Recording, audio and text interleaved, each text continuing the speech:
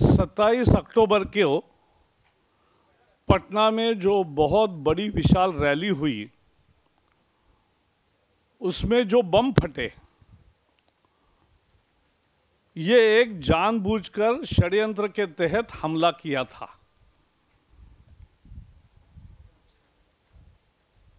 यह हमला भारतीय जनता पार्टी के 3 वरिष्ठ नेता उसमें थे। प्रधानमंत्री के उम्मीदवार हमारे नरेंद्र मोदी जी, पार्टी के अध्यक्ष राजनाथ जी और अरुण जेटली जी, उसके साथ बिहार के सभी प्रमुख नेता थे। उन सबको मारने की ये साजिश थी। जिस तरह के अभी पूरा ब्यौरा आ रहा है, और वो हमला करके सभा में भगदड़ मचे और भगदड़ में सैकड़ों लोगों की जान जाए, ये पूरा षड्यंत्र था। और अब जिस तरह से रांची में बम जितने मात्रा में पकड़े हैं,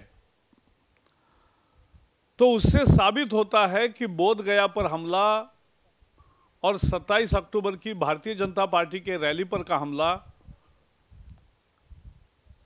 ये उसी आतंकवादी मॉड्यूल ने किया है। और वो रांची केंद्र था जहां से ये सब संचालित हुआ, और इसमें पाकिस्तान का भी रोल हो सकता है। और इसलिए इस हमले को बहुत गंभीरता से लेना चाहिए, जो कि केंद्र की सरकार और बिहार की सरकार नहीं ले रही है। कल भारतीय जनता पार्टी के सांसदीय बोर्ड ने, पार्लियामेंट्री बोर्ड ने एक प्रस्ताव पारित किया है और इस संबंध में अपनी भूमिका को देश के सामने रखा है। हमने इस हमले को गंभीरता से लिया है, लेकिन दुर्भाग्य है कि केंद्र सरकार और राज्य सरकार बिल्कुल ही उस गंभीरता से वो नहीं ले रही है। पहले तो उन्होंने अनदेखी की, लापरवाही बरती, सुरक्षा के पुख्ते इंतजामात नहीं किए थे। ये जानकर भी कि भारतीय जनता पार्टी के हाल ही में हो रहे रैलियों को बहुत भारी जन समर्थन मिलता है, एक सैलाब सा जुड़ जाता है, हमारे पार्टी के राष्ट्रीय अध्यक्ष, हमारे प्रधानमंत्री के उम्मीदवार, प्रधानमंत्री पद के उम्मीदवार, गुजरात के मुख्यमंत्री और नेता विपक्ष और सारी भारतीय जनता पार्टी के नेतृत्व वहां मौजूद था, फिर भी बिहार सरकार ने लापरवाही बरती है। यहां तक कि गुजरात के जो पुलिस अधिकारी आए थे, तो एक स्टैंडर्ड ऑपरेटिंग प्रोसीजर में एक एडवांस सिक्योरिटी लाइसेंस होता है, उसके साथ सहयोग करने को भी बिहार पुलिस ने मना किया, ये कहकर कि केंद्र का ऐसा आदेश कोई हमें नहीं प्राप्त हुआ है। यह तो स्टैंडर्ड ऑपरेटिंग प्रोसेस है। तमिलनाडु की मुख्यमंत्री जहां भी जाती है या कोई भी मुख्यमंत्री जाते हैं, तो उनका अगर एडवांस सिक्योरिटी आती है तो उसके साथ तालमेल बिठाना, उनको सहयोग करना हर राज्य सरकार करता है। यह बिहार सरकार है कि जिसने ये नहीं किया और उद्दंडता से कह दिया कि ऐसा आदेश नहीं है। अच्छा, ये सहयोग नहीं किया तो खुद कुछ करते, वो भी नहीं किया। वहां मेटल डिटेक्टर नहीं थे, सीसीटीवी नहीं थे, फ्रिस्किंग नहीं था। वेन्यू को पूरे तरह से, जो मैदान को बम नहीं है इसके लिए जो देखना पड़ता है और 2 रात पहले उसको पैक करते हैं, वो नहीं किया था। नो सैबोटाज टेस्ट को नहीं हुई थी, इसलिए सीधे तरीके से विस्फोटक अंदर आए, मैदान में भी आए और बाहर भी परिधि पर बंद थे। और सबसे दुख की बात है और आक्रोश की बात है कि बिहार सरकार अब भी अपनी गलती मानने को तैयार नहीं है, लापरवाही को मानने को तैयार नहीं है, और केंद्र सरकार भी उनको कुछ नहीं कह रही है।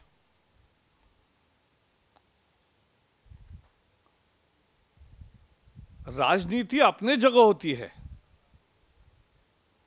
लेकिन किसी भी पार्टी के नेताओं की जान जब खतरे में आ गई और इतने बड़े बम विस्फोट के बाद भी अगर केंद्र सरकार और बिहार की सरकार अगर केवल राजनीति के दृष्टि से उसको देखेगी तो ये बहुत आपत्तिजनक है। सरकार आतंकवाद के प्रति हमेशा नरम रही है, इसके कारण आतंकवाद पनप रहा है, बढ़ रहा है। हम पूछना चाहते कि इतना बड़ा कांड हुआ जिसके अभी डिटेल्स सामने आ रहे हैं, सारा ब्यौरा सामने आ रहा है, अब कांग्रेस क्यों चुप है? अब सोनिया जी और राहुल गांधी क्यों नहीं बोलते? कौन आतंकवादी हमले करा रहे? किसने लापरवाही बरती? किसने सुरक्षा के पुख्ते इंतजाम नहीं किए? और इसलिए भारतीय जनता पार्टी इस मसले को बहुत गंभीरता से लेती है और मांग करती है कि अब तो जो नए तथ्य सामने आए हैं उसके आलोक में हमारे सभी नेताओं को और मुख्यतः हमारे प्रधानमंत्री पद के उम्मीदवार नरेंद्र मोदी जी को आवश्यक पूरी सुरक्षा मुहैया कराई जाए और देश भर में ऐसी सैकड़ों रैलियां होगी, वहां ये सारे सुरक्षा के पुख्ते कदम उठाने के लिए आखिर ये जिम्मेवारी केंद्र सरकार की है, क्योंकि भारतीय जनता पार्टी के नेता और मोदी जी हर राज्य में जाएंगे तो सभी राज्यों ने और सभी पार्टी के रैलीज के लिए, यानी भले कांग्रेस की रैली हो, दूसरी किसी की रैली हो, लेकिन आतंकवाद के निशाने पर मोदी जी है, यह सरकार जानती है। फिर भी इस तरह की लापरवाही ये ठीक नहीं है। सुरक्षा के मुद्दे पर राजनीति नहीं होनी चाहिए और इसलिए हम मांग करते हैं कि सरकार आवश्यक कदम उठाए, बिहार सरकार अपनी लापरवाही को माने और कड़े कदम उठाए और साथ ही साथ केंद्र सरकार सभी राज्यों को वो सूचना दे और वो सिक्योरिटी का, सुरक्षा का जिम्मा ले। और कांग्रेस पार्टी केवल एक मौखिक रूप से उस दिन निंदा की, लेकिन जो अभी नए तथ्य सामने आए उसके बाद उनको क्या कहना है? अनाप शनाप आरोप लगाने के बजाय जो आतंकवाद की चुनौती देश के सामने है, उस आतंकवाद के चुनौती के बारे में और सरकार के रवैये के कारण यह आतंकवाद पनप रहा है, बढ़ रहा है, इसके मामले में दो टूक बात सरकार करे और पार्टी करे, यह हमारी मांग है। Bharatiya Janata party has taken very serious note of a murderous attack on the BJP rally in Patna on 27th of October. It was with the intention to liquidate the BJP leaders present in the rally. The rally was attended by our National President Rajnath Singh, our Prime Minister candidate Shri Narendra Modi ji, and Leader of Opposition Arun Jaitley ji, besides all the top leaders of the Bihar BJP. It was an attempt to inflict fatal injuries on lakhs of people who were present in the rally because bombs were planted at various spots in the rally on the periphery of the rally. Had the leaders and the audience not acted in exemplary restraint and with maturity, there would have been a certain stampede. BJP views this attack as an attack on democracy. It is a failed attempt to intimidate BJP leadership. And BJP is receiving unprecedented support from the people at all the places, in all the rallies. BJP takes serious note that both the central and state government of Bihar have been grossly negligent in providing adequate security.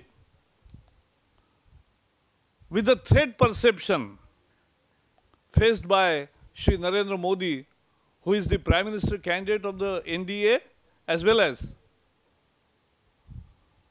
who is the Chief Minister of the Gujarat. The Gujarat police had been there as an advanced security licensing. It's a standard operating procedure. But even Bihar government refused that protocol of ASL. Central government, and it said that central government has not given any specific instruction about this ASL.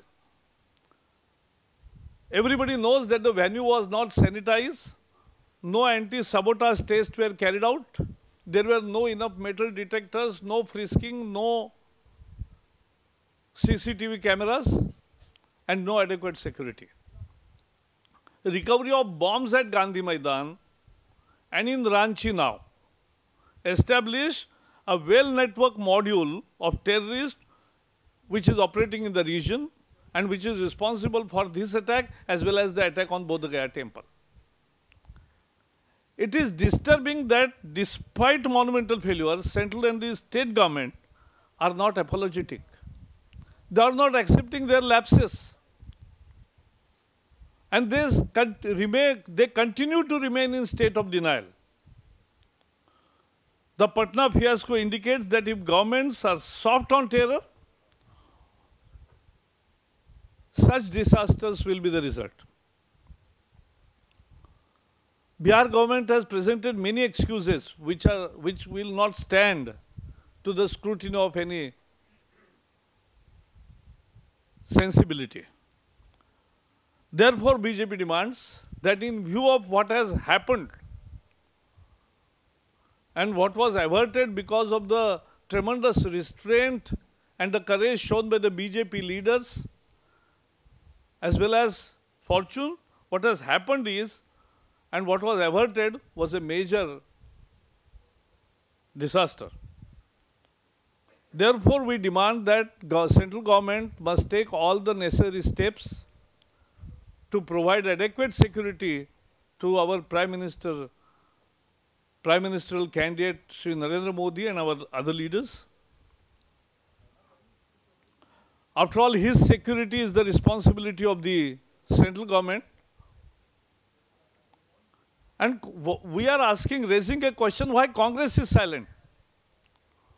Only on the first day of when the bombs attack happened, they condemned verbally, symbolically, and as a formality. But why they are silent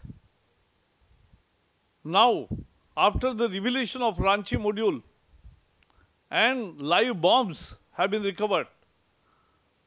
We cannot do politics with security. We have lost 2 prime ministers and many other leaders to terror attacks. And the country has to learn lessons. And the states also need to firm up their action.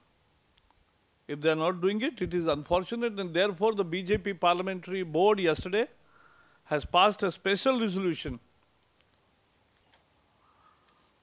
on this aspect, and we hope that the central government will take note of all these developments and will not do politics on the issue of security. And Congress also will condemn all such attacks and take appropriate action, because ultimately terrorism is a challenge for the country and must be met with firm resolve and with unanimity.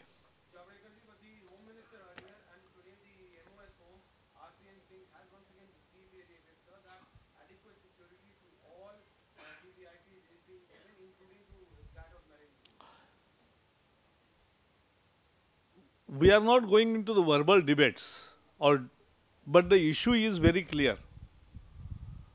What has happened in Patna should not happen again. The lapses are glaring, and those lapses should not happen again. That's the responsibility of the central government as well as the state government where the rallies are.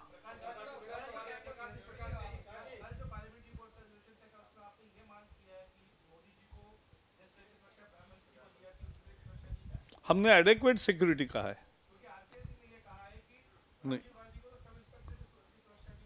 नहीं, यही हमने कहा है। BJP demands that the government take all necessary steps to provide adequate security in face of the, यही मैंने resolution, we are giving you the copy of resolution.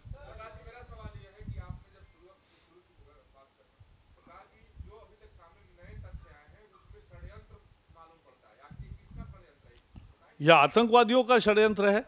अब इसमें पाकिस्तान का हाथ है नहीं है, आईएसआई का प्रेरणा है नहीं है, ये ढूंढना नहीं, ये ऐसी राजनीति हम नहीं करते। हम तो ये कह रहे हैं कि ये जो षड्यंत्र का पता चलाना, इसमें पाकिस्तान का, आईएसआई का क्या रोल है क्या नहीं है, ये ढूंढना भी केंद्र सरकार की जिम्मेवारी है।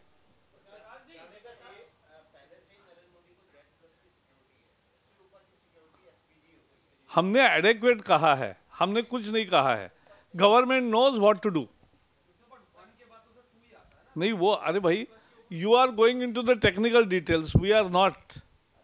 हम तो ये जो पटना में दिखा कि जो एक एडवांस सिक्योरिटी लाइसेंस होता है, जो स्टैंडर्ड ऑपरेटिंग प्रोसीजर का हिस्सा है, उसको भी अगर एक राज्य सरकार मना करे तो क्या केंद्र सरकार हाथ पे हाथ धरे बैठेगी? क्या वो सभी राज्य सरकारों को नहीं कहेगी कि ASL प्रोटोकॉल को पालना चाहिए? अगर कुछ राज्य सरकारें जिद लेके लापरवाही बरतेंगे तो उसके लिए केंद्र सरकार की कुछ जिम्मेवारी बनती है कि नहीं, ये हमारा मुद्दा है।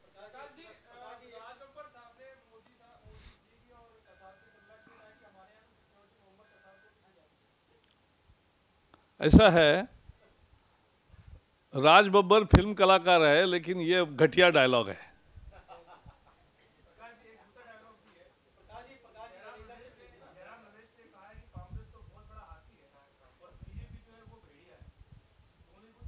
नहीं, कांग्रेस की पैरों तले जमीन खिसक गई है, इसलिए जयराम रमेश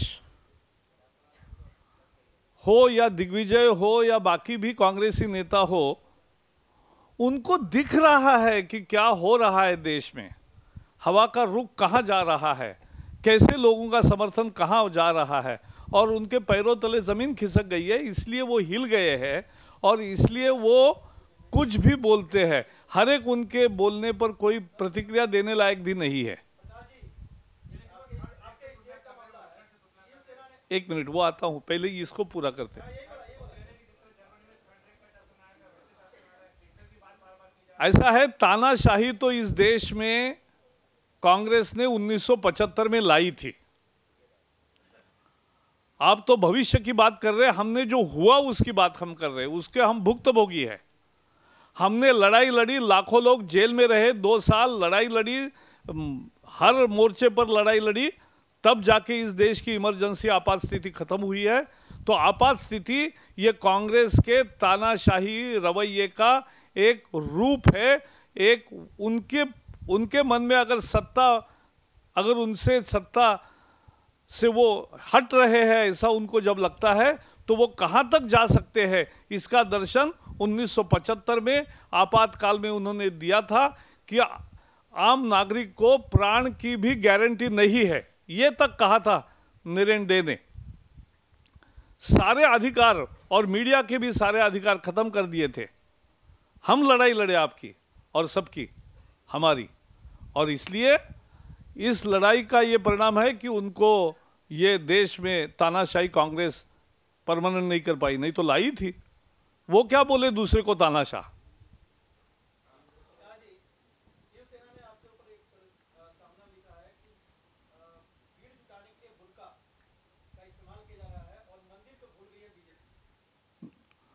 मुझे लगता है इस पे कोई टिप्पणी देने की जरूरत नहीं है। आप जैसे आज़ाद मीडिया है वैसे सामना भी एक आज़ाद मीडिया है। नहीं नहीं, वही मैं बता रहा हूँ। ऐसा है, हर एक का अपना राय होता है। जब एनडीए की बैठक होगी तब उसमें कोई नहीं। Who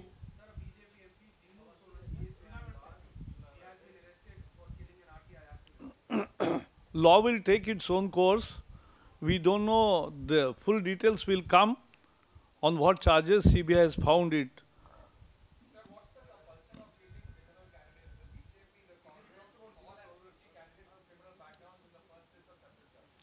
I see this. There are certain NGOs who are doing research, but their research lacks credibility many times. 1 minute.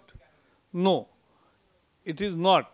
That sometimes, even the political agitation, what the charges are framed or not framed. So BJP has always said that heinous crimes and where 2 charge sheets are filed, that's the electoral reform we have sought for, and the election commission knows our views.